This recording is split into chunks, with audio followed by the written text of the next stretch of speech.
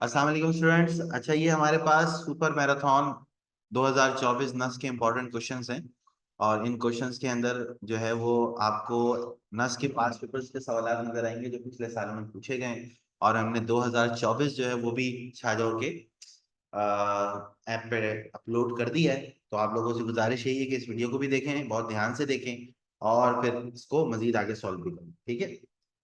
ये हमारे पास पहला क्वेश्चन है 10 पाई/2 प्लस थीटा। तो अगर मैं आपको एक बात बता दूं, आप तो इस फॉर्मूले का इस्तेमाल भी कर सकते हैं, लेकिन बेहतर ये होगा कि आप इसमें 10 पाई/2 1090 के केस में जो होता है ना वो फंक्शन चेंज होता है। तो 90 के केस में जब फंक्शन आपका चेंज होगा तो ये बन जाएगा कॉट थीटा।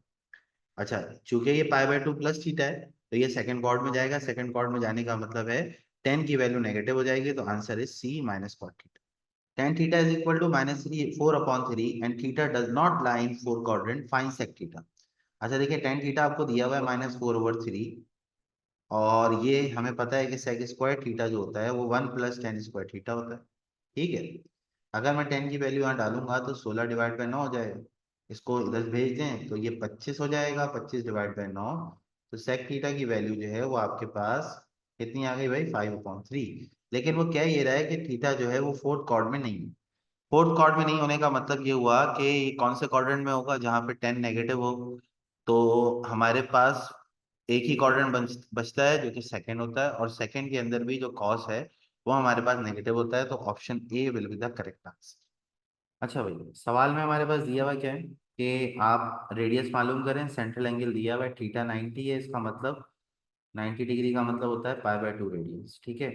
और आर्क लेंथ मतलब 1.5 centimetre. S is equal to R theta है, तो theta is equal to R is equal to S upon theta हो जाएगा। एस की जगह पे क्या रखेंगे? 1.5, और थीटा की जगह पे पाई होगा। ये ऊपर चला जाएगा तो 1.5 मल्टीप्लाई बाई 2। पाई की वैल्यू होती है 22/7। यहाँ से पॉइंट हटाएंगे तो ये 10 आ जाएगा। अच्छा, 2 1 2, 2 5 10, 5 1 5, 5 3 15। तो ये 21 अपॉन आ गया 22। 21/22 का मतलब हुआ, सही है, 0.95। तो इसको आप मैन्युअली कैलकुलेट कर सकते हैं। ठीक है। sin 2a plus sin 2b यानी कि sin u plus sin v का फॉर्मूला। ठीक है। अब देखें इसमें हमारे पास हमें कैसे पता चलेगा भाई नस में क्या आता है क्या नहीं आता। तो उसके लिए तो भाई आपको हमारी क्लासेस ज्वाइन करनी पड़ेंगी और फुल लेंथ का कोर्स आपको लाजमी पढ़ना पड़ेगा। क्योंकि फुल लेंथ के कोर्स में ही हमारे पास इतना टाइम होता है कि हम डिटेल में चीज़ों को पढ़ा सकें। तो हमारा जो भी अगस्त में बैच स्टार्ट होता है फुल लेंथ का, उसको आप ज्वाइन करें तो आपकी नस की जो तैयारी है वो भरपूर तरीके से हो जाएगी। ठीक है। तो ये हमारे पास u की जगह पे क्या आ जाएगा? 2a आ जाएगा। v की जगह पे 2b आ जाएगा डिवाइड बाई 2। इसी तरह यहाँ पे 2b minus 2a divide by 2। तो क्या हो गया भाई यहाँ पे? ये हो जाएगा तुम्हारे पास। अच्छा देखें, जो यहाँ पे कॉस कॉस वाले ऑप्शन है वो तो हो ही नहीं सकते। सही है, साइन साइन वाला ही ऑप्शन होगा। यहाँ से 2 को अगर आप कॉमन निकालें तो ये a + b/2 हो गया। 2 से 2 कट गया। और यहाँ से भी 2 कॉमन निकालें तो b - a/2 हो गया। ये भी कट गया। तो 2 sin a + b और cos b - a। ओके, यहाँ पे भी 2a - 2b होगा तो ये a - b हो जाएगा। तो 2 sin a + b और cos a - b, option D will be the correct answer. Angle of the vector with Y axis. तो आपने करना ये है भाई, theta is equal to tan inverse perpendicular upon base हो जाएगा। tan थीटा तो परपेंडिकुलर अपॉन बेस होता है, तो परपेंडिकुलर हमारा y होता है यानी कि -8√3, और बेस हमारा x होता है यानी कि i का कंपोनेंट। माइनस से माइनस कटेगा, √3 यानी कि 60 डिग्री का एंगल। अगला सवाल देखो, 1 - tan² theta upon 1 + tan² theta. तो tan को हम कन्वर्ट करेंगे साइन डिवाइड बाय कॉस, नीचे भी कन्वर्ट करेंगे साइन डिवाइड बाय कॉस। अब अगर आप एलसीएम लें तो cos square minus sine square. ये कॉस से कॉस को हटा दें आप, कॉस स्क्वायर प्लस साइन। इसका मतलब जो इसका ऑप्शन बनेगा वो बी बनेगा। और सी भी बनेगा क्योंकि cos square minus sine square cos2 alpha होता है। तो right answer is B. d² y अपॉन -3 dy/dx 3 + 2 = 0। Order of the differential equation. Order क्या होता है? हाईएस्ट डेरिवेटिव होता है। तो हाईएस्ट डेरिवेटिव यहाँ पे कौन सा है भाई? 2 है। Option B is the correct answer. How many words can be form by the letter of the word assassin? Assassin में कितने लेटर्स हैं भाई? 3 और 2 5 और 2 7 और 1 8, 8 फैक्टोरियल। इसमें एस 4 बार है 4 फैक्टोरियल, तो 4 वाला ऑप्शन तो ये है ही नहीं, ये भी नहीं है, ये भी नहीं है। C option is the correct answer, पूरा करने की जरूरत ही नहीं है। तो ऐसी टेक्निक सिर्फ आपको, जाहिर सी बात है, पढ़ेंगे तो मिलेगी, वरना तो नहीं मिलेगी। ठीक है। अच्छा भाई, if the centre of the circle is 2,4 then A and B is equal to. देखिए भाई, यहाँ पे जो ए एक्स होता है, ये एक्चुअली में हमारे पास जो होता है सेंटर के मुताबिक 2g(x) इज इक्वल टू क्या होता है, ए एक्स। तो एक्स से एक्स कट गया, सही है। तो 2g की वैल्यू जो है वो हमारे पास क्या बन रही है, वो हमारे पास बन रही है भाई 2g इज इक्वल टू 2 हो गया। सही है, तो g की वैल्यू क्या आ जाएगी हमारे पास, 1 आ जाएगी। ठीक है। अच्छा, यहाँ पे हमें सेंटर के मुतालिक पूछा हुआ है, तो सेंटर जो होगा, एक तो ये अप्रोच हो सकती है जो मैं भी लगा रहा था, दूसरी अप्रोच क्या हो सकती है हमारे पास, कि सेंटर जो है, centre of the circle is 2,4। तो बताइए यहाँ पे ए और बी क्या होगा। देखिए, अगर आप सेंटर की वैल्यू को यहाँ पे रखते हैं, मिसाल के तौर पर अगर मैं 2 को यहाँ रखता हूँ, तो ये 2x बन गया, और ये कितना बन जाएगा, 4y बन जाएगा। तो 2x प्लस 4y हो गया। अब जब मैं इसको कंपेयर कराऊंगा, तो 2g(x) is equal to 2x होगा, तो x से x कट गया, है ये ना। और यहाँ पे हमारे पास जो भी कंपोनेंट होगा वो इसका डबल होगा। तो अगर ये डबल है, तो इसका मतलब हुआ कि हमारे पास जो कंपोनेंट बनना चाहिए वो बनना चाहिए इसके डबल का। और इसके डबल का कंपोनेंट का मतलब 2 का डबल 4 होगा, 4 का डबल 8 होगा। तो ये जो आंसर आपके पास है, और उसका साइन भी चेंज होना चाहिए, क्योंकि सेंटर हमारा -g, -f होता है। तो ऑप्शन डी जो है वो इसका करेक्ट आंसर। एक्स स्क्वायर, अच्छा मेजर एक्सिस बताना है इलिप्स का, लेकिन ये तो इलिप्स है नहीं, बिल्कुल इलिप्स है भाई। अगर आप माइनस कॉमन निकालें तो y² अपॉन 4 का स्क्वायर और x² अपॉन 7 का स्क्वायर इक्वल टू माइनस, तो माइनस से माइनस कट गया। मेजर एक्सिस इलिप्स का क्या होगा, जिसके नीचे बड़ा नंबर होगा। तो बड़ा नंबर किसके नीचे है, एक्स के नीचे, तो ये हमारे पास एक्स एक्सिस। ए इनवर्स मालूम करें, तो ए इनवर्स का फॉर्मूला होता है adjoint of A divide by determinant of A. तो भाई डायगोनल की पोजीशन चेंज होगी, जो कि फायदा नहीं करके, और बाकियों का साइन। सॉल्व कर लें, 2 टू द 4, 4 में से 3 निकालेंगे तो ये 1 आ रहा है, तो भाई ये ऑप्शन ये बनेगा, 2 -1 -3 और 2, ऑप्शन ए। साइन 75 डिग्री की वैल्यू बता दें, साइन 75 के लिए 45 + 30 लिखें। सही है, तो ये क्या हो जाएगा, साइन 45 cos 30 cos 45 sin 20। ठीक है, ये 1/√2 हो गया, cos 30 √3/2 हो गया, cos 45 1/√2 हो गया, sin 30 1/2 हो गया। अब ऐसा कोई ऑप्शन मुझे दिख नहीं रहा, बिकॉज नीचे रूट है, उसको हटाना पड़ेगा।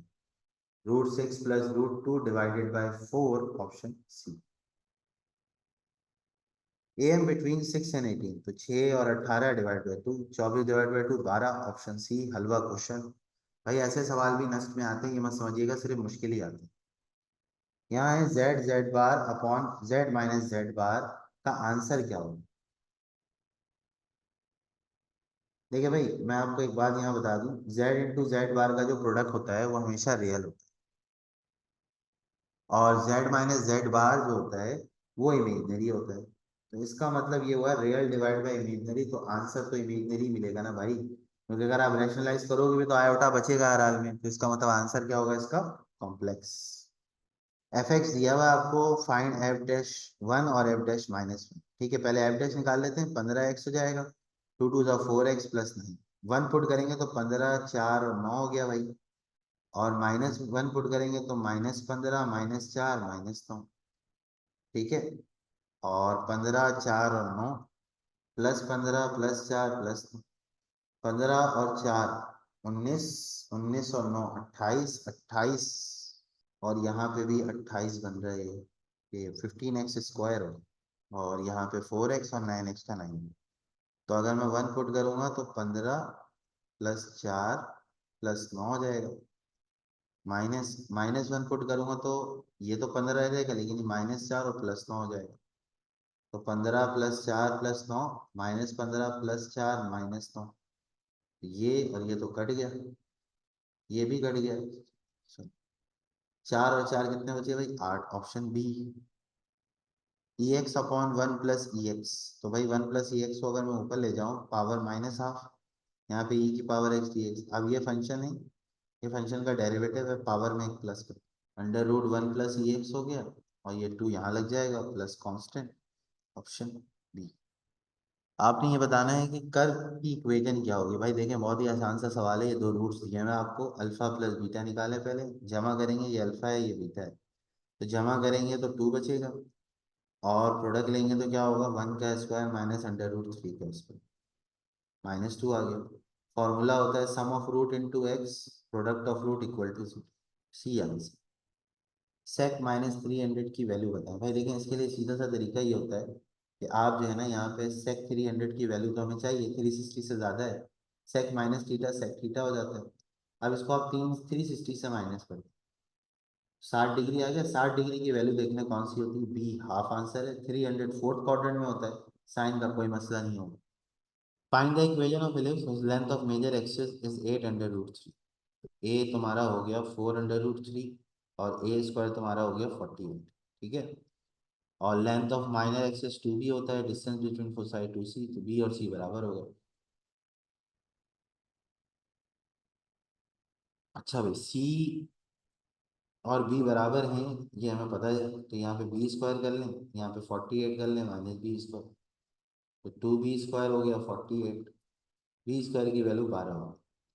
अच्छा, लॉन्ग एक्स एक्सेस है तो एक्स के नीचे 48 आएगा, वाई के नीचे क्या आएगा, 12 आ जाएगा। ओ, 24 आ जाएगा। Option B is the correct answer. Focus of X square equal to 4 Y, along Y का केस है बेटा, पैराबोला अपवर्ड डायरेक्शन में खुल रहा है, तो 4a y is equal to 4 Y, A is equal to 1 हो गया। तो फोकस तुम्हारा क्या हो जाएगा, अलॉन्ग वाई पे बन रहा है 0,1, ऑप्शन डी। A13 है, B345 है, A intersection B cross A मालूम करें। ए इंटरसेक्शन बी यहाँ से क्या आएगा भाई, सिर्फ 3 आएगा। ठीक है, 3 आया, इसका क्रॉस लेना है ए के साथ, तो 3 1 3 3, यही आंसर है भाई, 3 1 3 3। ठीक है, ऑप्शन, क्योंकि ए इंटरसेक्शन भी हमारे पास 3 आया तो 3 पहले रखेंगे, और A13 बाद में आया तो 3 1 3 3 is the correct option. The angle of the triangle /1/5/6, then the triangle is. ठीक है, अगर एंगल जो है, पहले तो एक काम करते हैं, एंगल निकाल लेते हैं। एंगल निकालने का आसान तरीका ये है, इन सबको सम करें। 12 हो गया, इसको 180 से मल्टीप्लाई करते हैं, 6 दूनी 12, 6 तिया 18, 15 डिग्री पहला एंगल आ। दूसरा रेशो 5 है, 5/12 इंटू 180, 75 है। तीसरा एंगल निकालें, 6/12 इंटू 180, लो भाई 90 डिग्री, मतलब राइट एंगल ट्राइंगल है सर। खेल खत्म। Pack of 52 card, Ahmed draw two cards together. What is the probability that one card is split and another is hard? Total 13 card होते हैं भाई, 2 कार्ड उसने निकाले हैं, तो नीचे हो जाएगा 52C2, और यहाँ हो जाएगा 13C1 इंटू 13C1। तो 13C1 भी 13, 13C1 भी 13, 52C2 को हम कैलकुलेट करेंगे। कैलकुलेट करने का तरीका ये है भाई कि 52, तो यहाँ पे 52 फैक्टोरियल हो जाएगा। अगर आप यहाँ देखें तो 52 फैक्टोरियल, यहाँ 2 फैक्टोरियल, 50 में से 2 निकालोगे तो 50 का फैक्टोरियल, तो 13 इंटू 13, 52, 51 इंटू 50 का फैक्टोरियल, और 2 मल्टीप्लाई बाय 50 का फैक्टोरियल। ये कट जाएगा हमारे पास, 13 × 4 = 52 हो जाएगा, 2 1 2 2 2 4, 31/102 जो है वो आपका आंसर है। वैल्यू ऑफ ए लगा बताएं। 5,7 0, -2, 5,7 0, -2 का मतलब हो गया, एक लाइन ये हो गई 5,7 0, -2, 1, -3, और 2 -2, 8। ठीक है। अब परपेंडिकुलर का मतलब है, इसका स्लोप जब आप निकालेंगे तो क्या स्लोप आएगा, -9, y2 -y1, x2 -x1, और -5 इंटू A+3, और -3 इक्वल्स टू माइनस। ये आपके पास कहानी ये हो रही है कि माइनस से माइनस तो कट जाएगा, तो 9 भी कटेगा, 3 1 3 3 3 9, तो 3a+9 इज इक्वल्स टू 5। 5 में से 9 निकालेंगे, -4, -4/3, सी ऑप्शन। x बराबर 80 स्क्वायर है, y बराबर 80 स्क्वायर है, x बराबर 280 है, dy/dx निकाल दें। तो dy/dx हमारे पास किसके बराबर होगा, 280 के, और dx/dt किसके बराबर होगा, 2a के। तो dy/dx का मतलब होता है dy/dt, dx/dt, तो 280/2a, तो टी आंसर हो जाएगा, ऑप्शन। इफ ई की power x is increasing, if, सही है, कब इंक्रीज करेगा ये, जब एक्स बिलोंग करेगा रियल नंबर से। वेन डायग्राम किस चीज को रिप्रेजेंट करिए, देखिए भाई ये अंदर वाला जो पार्ट होता है अगर इसमें शेड हो तो ए यूनियन बी को रिप्रेजेंट करता है, तो ए यूनियन बी को हटा के सब कुछ है, तो इसका मतलब ये हुआ कि ए यूनियन बी का होल कॉम्प्लीमेंट है, यानी कि ए यूनियन बी का मतलब होता है यूनिवर्सल में से ए यूनियन बी का, तो सिर्फ यूनिवर्सल कलर होगा, ए यूनियन बी तो होगा नहीं, option C correct answer. Absolute value of, absolute का मतलब होता है मॉड लगाना, और मॉड का मतलब होता है डिवाइड में ऊपर वाले का मॉड अलग और नीचे वाले का मॉड अलग। कितना हो गया भाई, अंडर रूट 2 हो गया और ये अंडर रूट 10 हो गया। हम लिख सकते हैं 2/10, 1/5, यानी कि 1/√5। रैशनलाइज कर दें इसको क्योंकि ऑप्शन नहीं है, ऑप्शन सी करेक्ट आंसर हो गया। ओमेगा की पावर -2/7, तो बच्चों इसको नीचे लेकर जाओगे 2/7 हो गया। अब आप देखो इस तरह का सवाल तो आपके टेक्स्ट बुक में कभी आपने देखा ही नहीं है ना, ये तो आप जाहिर सी बात है जब फुल लेंथ के कोर्स में आते हो तो इस तरह के डिटेल क्वेश्चन टीचर अपनी क्लास में डिस्कस करता है, फिजिकल क्लासेस में और लाइव क्लासेस में। ठीक है, तो इसको हम इस तरह कर लेते हैं कि भाई ओमेगा स्क्वायर अंदर ही रखते हैं और 1/7 को हम बाहर लगा देते हैं। हमें ये मालूम है ओमेगा क्यूब 1 होता है, तो 1 की जगह ओमेगा क्यूब रख दो, इसको चलते रहने दो, ओमेगा की पावर 1/7 तुम्हारा सही आंसर आ गया option. y is equal to l n की power x d y by D x बता दें। ठीक है, अब देखें ये x जो है वो लॉग की प्रॉपर्टी से पहले चला जाएगा तो x एल एन ई हो जाएगा, और एल एन ई की वैल्यू 1 होती है तो y डैश इसका 1 आ जाएगा, option C is the correct answer. Tan inverse E की पावर एक्स का बता दें डेरिवेटिव हमारे पास क्या होगा। ठीक है, तो टेन इनवर्स होता है 1/1 प्लस ई की पावर एक्स होल स्क्वायर, और फिर D by D X of E to the power X. ठीक है, तो ये हमारे पास हो जाएगा 1/1 प्लस ई की पावर 2x, और ई की पावर एक्स का ई की पावर एक्स, तो option D is the correct answer.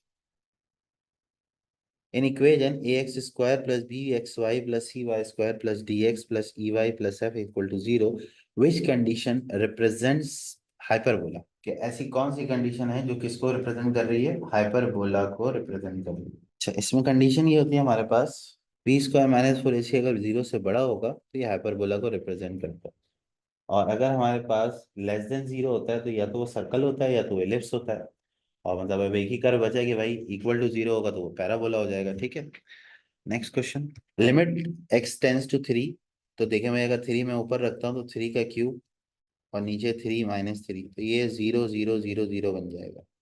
ऊपर वाले का डेरिवेटिव ले लें, एल हॉस्पिटल रूल लगेगा, 3x² 27 का 0, x का 1 3 का 0, x की जगह 3 का स्क्वायर, तो यानी कि ये 27, option B is the correct answer. E की power l n x square और ई की power l n x plus 1 -1 find d y by D x. देखें लॉग एंटी लॉग कहीं पर भी लिखे हो ना इस तरह, तो सिंपल आप ये समझे कि भाई ये एफ एक्स के इक्वल है, मतलब मैं ये समझ रहा हूँ यहाँ पे एक्स स्क्वायर बचने वाला है, यहाँ पे x+1 -1 बचने वाला है, ये कैंसिल ये भी कैंसिल, तो y is equal to X हो गया, तो y dash is equal to 1, option A is the correct answer. Range of y is equal to sine X, हम जानते हैं साइन एक्स का जो ग्राफ होता है वो यूं बनता है, ऊपर प्लस का 1 होता है नीचे माइनस का 1 होता है, तो रेंज हो गई -1 से 1, ऑप्शन बी क्लोज इंटरवल।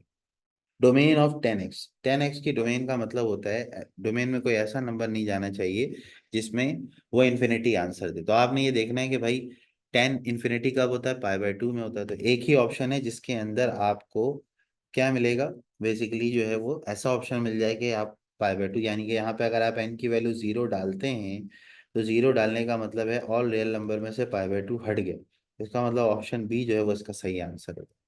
अगला सवाल है बच्चों, cos π/6 plus iota sine π/6 power में 12, तो cos theta plus iota sine theta की पावर अगर n हो तो इसका जवाब होता है cos n theta plus iota sign n theta.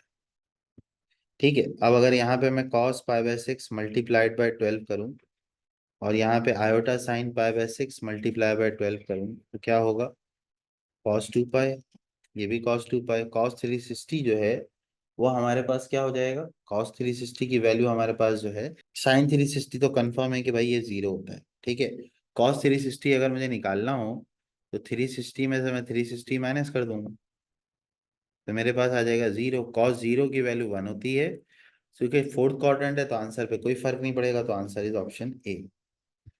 H M between 5 and 7, H M का फॉर्मूला बहुत ही सिंपल, 2ab/a+b, और ये सवाल फ्रीक्वेंटली नस में आते हैं, ये याद रखिएगा। 70/12, तो ये कट जाएगा, 35/6, option C. Area of square, area of shaded region मालूम करना है, उसके लिए हम पहले एरिया ऑफ स्क्वायर निकाल लेंगे। तो एरिया ऑफ स्क्वायर जो है वो क्या हो जाएगा हमारे पास, वो होता है साइड का स्क्वायर, यानी कि 1 × 1, यानी कि 1 cm²।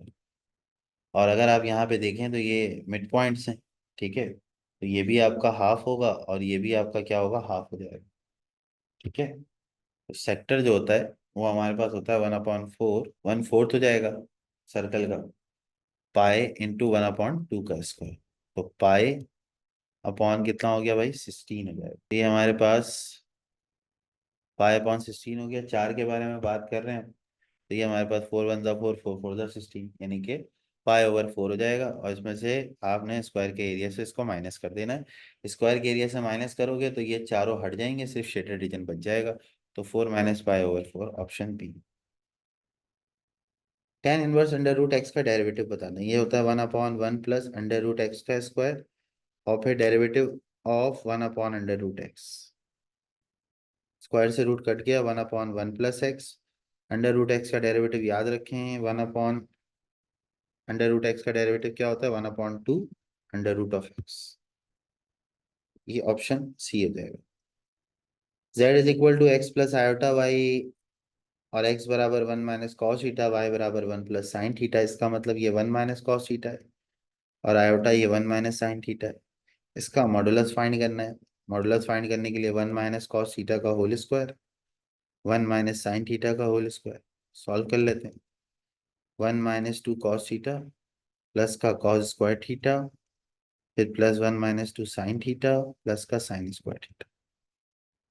Sine square plus cos square क्या हो गया, 1 हो गया, 1 + 1 भी 2 हो गया। तो ये हो गया तुम्हारा 2 - 2 sin थीटा -2 cos थीटा, और जाएगा 1, तो 2 + 1 तो 3 हो रहा है भाई। अच्छा, ये 1 + sin थीटा है, तो ये 1 प्लस हो जाएगा, तो ये +2 sin थीटा हो जाएगा। तो ये ऑप्शन बी की तरफ इशारा कर रहा है, option B is the correct answer. d/dx of e⁻3x, तो बहुत ही आसान है, पहले फंक्शन लिखेंगे, उसके बाद पावर का डेरिवेटिव ले लें। आपका आंसर आ गया C. In triangle P Q R, tan p = -√3 है। -√3 का मतलब हो गया माइनस ऑफ π/3। साइन पी बताना है, साइन पी कितना होगा, तो पी की वैल्यू -π/3, साइन -60, साइन -60 की value -√3/2, option A. A coin is tossed 4 times. What is the probability that no tail will be a pair? भाई सारे हेड तो एक ही दफा आ सकते हैं, और 4 बार है तो 2⁴ 1/16, option A. Equation of axis of symmetry of parabola, अरे भाई बहुत ही आसान है, इसका एक शॉर्टकट ट्रिक ये होती है, शॉर्ट ट्रिक, कि आप एक्स वाले का डेरिवेटिव लें। तो 2x - 2 यानी कि हाईएस्ट पावर का, तो x बराबर 1, ऑप्शन ए। यानी कि जो भी क्वाड्रेटिक बना रहा होगा उसका आप डेरिवेटिव ले लें उन टर्म्स का, बाकी को छोड़ दें, डायरेक्ट आंसर आपको मिल जाएगा। सही है। In equation x² / a², y² / b², अगर a और b बराबर हो जाएं तो याद रखिएगा एलिप्स के अंदर, मैं करके भी आपको दिखा रहा हूँ, x² + y² = a², ये सर्कल की इक्वेशन है जो ओरिजिन पर है, option C. Perpendicular distance of point 0 2 from a line, अब लाइन को जरा हिसाब किताब इसका सीधा करना पड़ेगा भाई। 4 और 3 कैल्शियम कितना आ जाएगा, 12, तो 3x + 4y + 12, ये यहाँ चला गया। अब इसका डिस्टेंस जो निकालना है मुझे इस लाइन का, वो किस पॉइंट से निकालना है, 0 2 से निकालना है। तो डिस्टेंस फॉर्मूला लगा लीजिए, ax1 + by1 + c upon √a² + b²।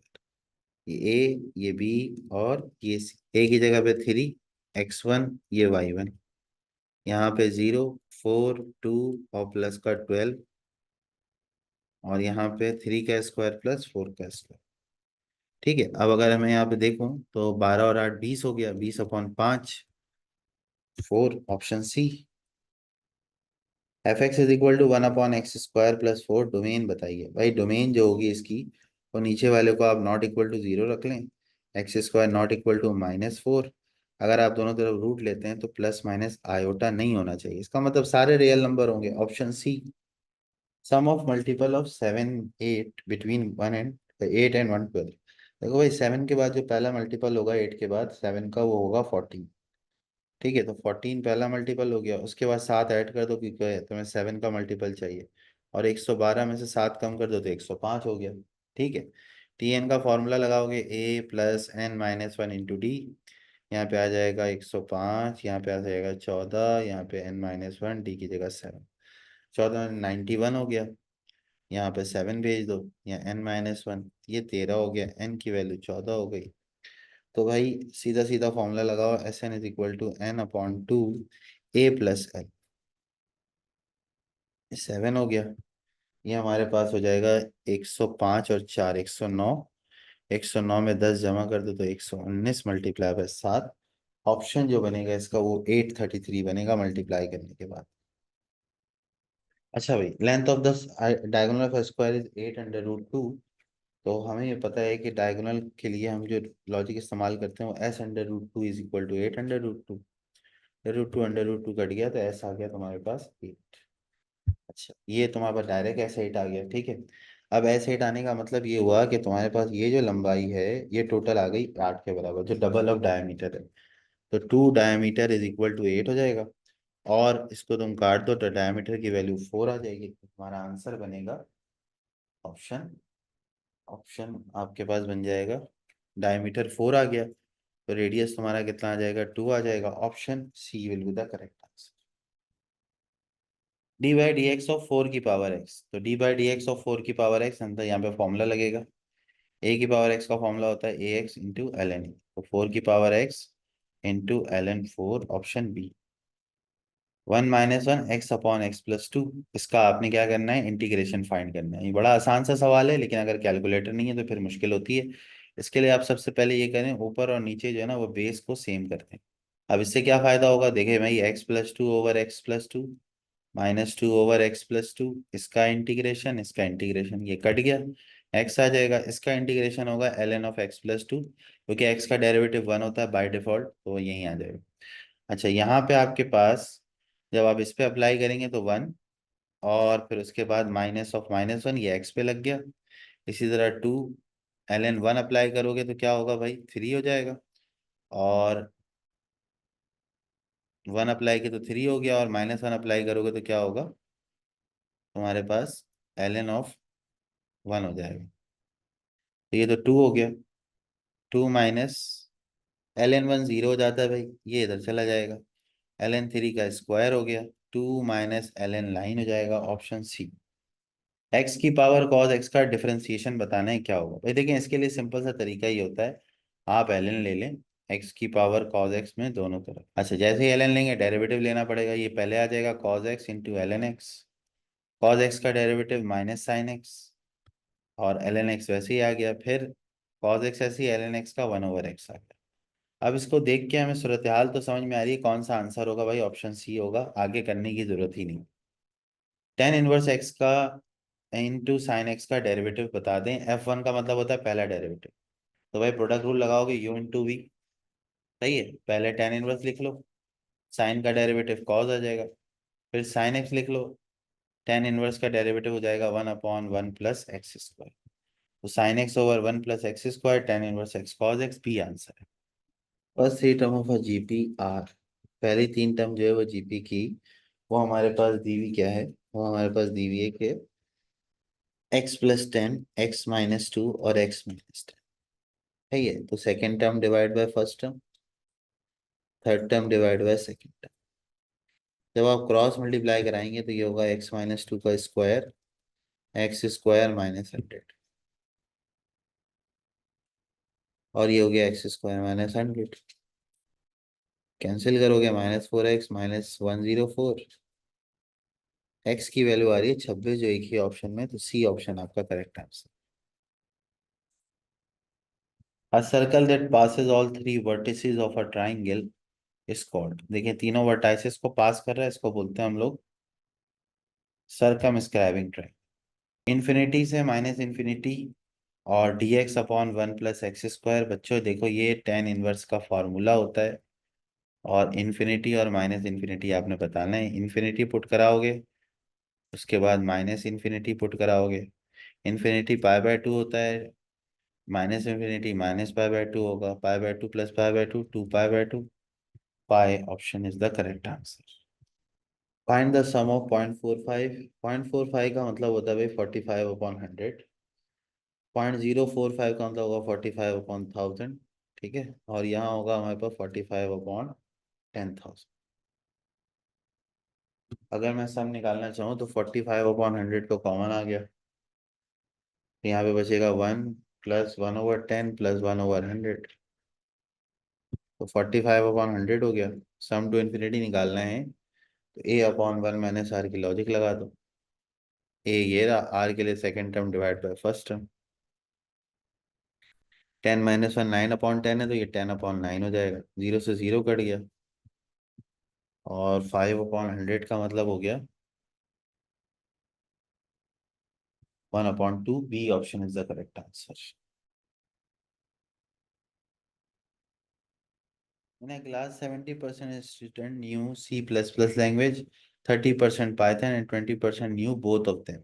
How many student can do neither of them? तो भाई इसका एक फॉर्मूला होता है, total is equal to G1 + G2 minus both plus neither.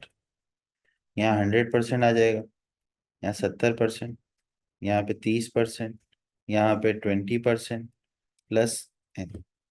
तो भाई 70 और 30, 100, 100 में से 20 निकालोगे 80, और 100 - 80 का मतलब हो गया 20%. Option B. Find the term independent of x in the expansion. R का फॉर्मूला लगाएंगे पहले, और एन ये 4 है. अल्फा फर्स्ट टर्म में एक्स की पावर, बीटा सेकेंड टर्म में एक्स की पावर, दोनों ही 1 1 है. 4 1 1 + 1 तो 2 आ गया. ये आपका जनरल टर्म का फॉर्मूला, ए की पावर n - r, बी की पावर r. एन की जगह आ जाएगा 4c2. बाकी सब एक्स है, इनको रखने का भी कोई फायदा नहीं है, इसको कैलकुलेट कर लें. 2 × 1, 4 × 3, तो ये आपका 6 आंसर आ गया, option A. If a coin is toss 4 time, find the probability of getting at most 1 head. If a coin is toss 4 time, find the probability of getting at most 1 head. ठीक है, देखिए, अगर at most 1 head की बात करें, तो अगर 4 दफा टेल आ रहे हैं, तो इसका मतलब ये होता है हमारे पास टी टी टी टी, यानी कि 1/16 हो गया, क्योंकि 1/2 इसकी, 1/2 इसकी, 1/2 इसकी. अच्छा, ठीक है.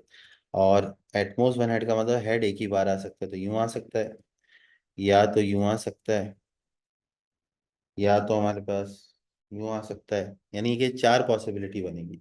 तो हर में हेड एक बार ही आ रहा है, तो हम डायरेक्टली ये लिख सकते हैं कि आपके पास 1/60, क्योंकि ये 4 बार है, इसलिए मल्टीप्लाई बाय 4 कर दें, तो 1/4 + 1/16, तो 16 एलसीएम आ जाएगा. 4 + 1 हो जाएगा 5/16, option C. Number of diagonal in 7 sided n/3 divided by 2. तो n जो है वो हमारा 7 है. 7 7 -3 डिवाइडेड बाय 2, 7 × 4 डिवाइडेड बाय 2.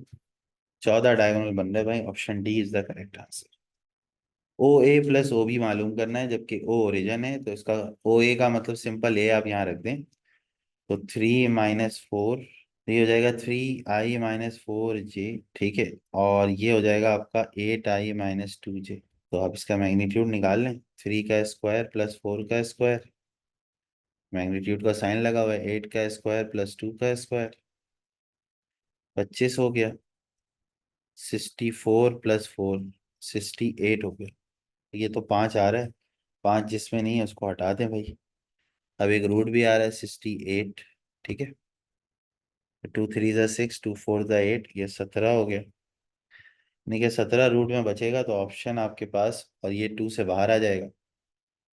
4 × 17 कर लें, 4 बाहर आ गया, तो 5 + 2 √17, option B. Find the eccentricity of the conic 9x² - 16y² = 144. दोनों तरफ 144 से डिवाइड लगाएंगे. ये 1 हो गया, ये 9 हो गया, ये 16 हो गया. a² 16 है, b² 9 है, और हाइपरबोला है हमारे पास, तो c² = दोनों का सम 16 और 9 25 हो गया. c की वैल्यू 5 हो गई. एसेंट्रिसिटी c/a है, तो 5/4 इसका आंसर होगा, सी ऑप्शन. I.K×J. K×J का मतलब होता है -i, I² की वैल्यू 1, यानी कि -1, B option. Find the area of equilateral triangle equilateral triangle का एरिया होता है √3/4 साइड का square, cancel, √3 answer. Angle between the vectors, angle का फॉर्मूला होता है हमारे पास cos theta is equal to A.B divided by A का मैग्नीट्यूड और B का, A.B का मतलब 4×3 = 12 हो गया, सही है, और 2×6 = 12 हो गया, और 2×4 = 8 हो गया। A का मैग्नीट्यूड निकालोगे 4 का स्क्वायर, 2 का स्क्वायर, 4 का स्क्वायर, फिर 3 का स्क्वायर, 6 का स्क्वायर और 2 का स्क्वायर, 16, 16, 32 और 4 36, 6, 45, 60, 2 8 = 16, 2 3 = 6, 8/21 आ रहा है भाई, ऑप्शन सी होगा।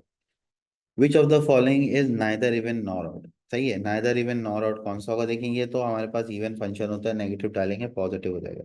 इसको अगर मैं चेक करूं तो साइन -x और -x का क्यूब, ये आपके पास -sin x, ये आपके पास -x3, तो इसका मतलब ये ऑड होगा, ये नहीं हो सकता।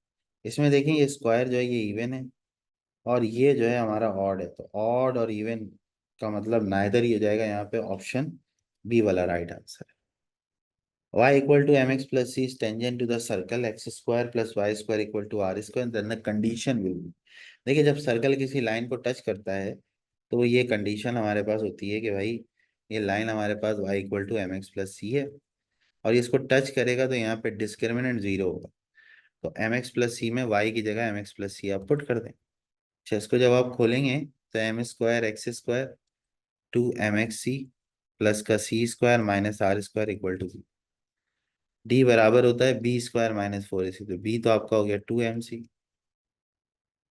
a की जगह 1 + m², c की जगह c² - r², ये 4m² c² -4c² -r² m² c² -m² r², 4 को कॉमन निकाल लें आप, देखिए ये सारी चीज़ें कैंसिल हो गई। अब अगर आप इसको सिंप्लीफाई करेंगे ना तो ये बेसिकली ये कंडीशन बनाएगा c² = r², 1 + m²।